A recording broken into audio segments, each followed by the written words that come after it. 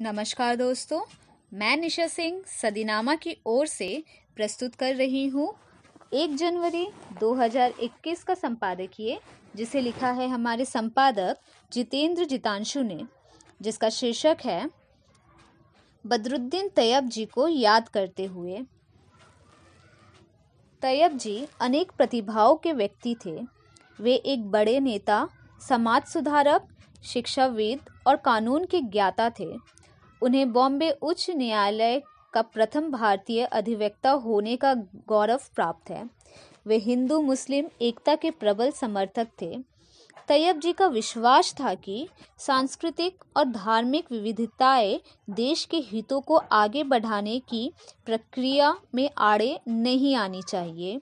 उन्होंने धर्मनिरपेक्षता की संकल्पना ऐसे समय पर प्रसारित की जब देश के राजनीतिक मामलों में इसका बहुत कम महत्व था। जानते हैं इस शख्सियत के बारे में आज के संपादकीय में, जिसका शीर्षक है बदरुद्दीन तैयब जी को याद करते हुए। अदम्य साहसी एवं सच्चे देशभक्त बदरुद्दीन तैयब जी का भारत स्वतंत्रता संग्राम में सहयोग भिन्न रूप से था। उन्होंने ब्रिटिश साम्राज्यवाद द्वारा भारतीय नेताओं को अन्यायपूर्ण रास्ते से जेल भेजने का जमकर विरोध किया। राष्ट्रीय भावनाओं से ओतप्रोत रहते हुए उन्होंने अपने विचारों को खुलकर देशवासियों के सामने रखा और राजनीतिक योजनाओं में उनका योगदान प्रशंसनीय रहा, जिनके चलते वह प्रतिष्ठित नेताओं की श्रेणी में गिने जाने लगे। एक समाज सुधारक के रूप में बदरुद्दीन तैयब जी ने शिक्षा को प्रोत्साहित करने में काफ़ी अहम भूमिका निभाई, ताकि पिछड़ेपन एवं पतन के मार्ग को दूर किया जा सके। बदरुद्दीन तैयब जी का जन्म 10 अक्टूबर 1844 को एक अमीर परिवार में हुआ। उनकी शिक्षा दीक्षा इंग्लैंड में हुई। उनका शैक्षिक रिकॉर्ड बहुत अच्छा रहा। 1867 में वो एक वकील के रूप में प्रसिद्ध हुए। बदरुद्दीन तैयब जी मिडिल टेम्पल में सम्मिलित हुए तथा बम्बई में प्रथम भारतीय बैरिस्टर के रूप में जाने गए।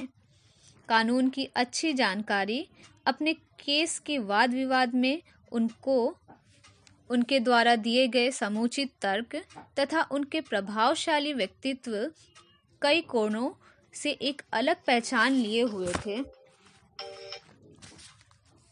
वह 1885 तथा 1902 में बॉम्बे बेंच में नियुक्त किए गए तथा वो दूसरे मुख्य न्यायाधीश बने।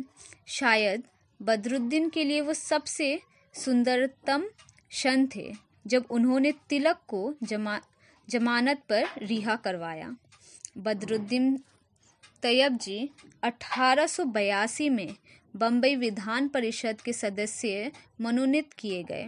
उन्होंने बम्बई प्रेसिडेंसी एसोसिएशन तथा इंडियन नेशनल कांग्रेस की स्थापना में अपना महान योगदान दिया। 1887 में वो तीसरे कांग्रेस अधिवेशन में इसके अध्यक्ष नियुक्त किए गए।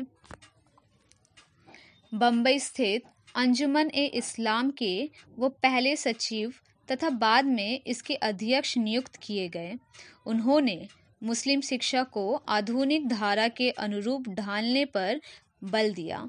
वे चाहते थे कि महिलाओं को शिक्षा अवश्य ग्रहण करनी चाहिए, ताकि वे समाज में अपने उचित स्थान एवं अधिकार को प्राप्त कर सके।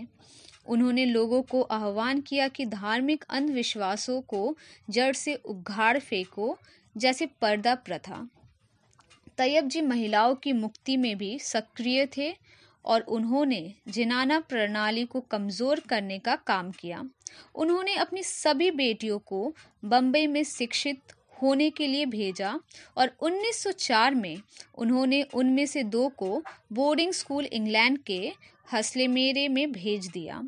19 अगस्त 1906 में उनकी मृत्यु हो गई।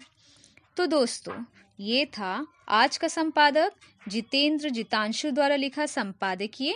कल एक और विषय के साथ हम वापस लौटेंगे। तब तक के लिए नमस्कार।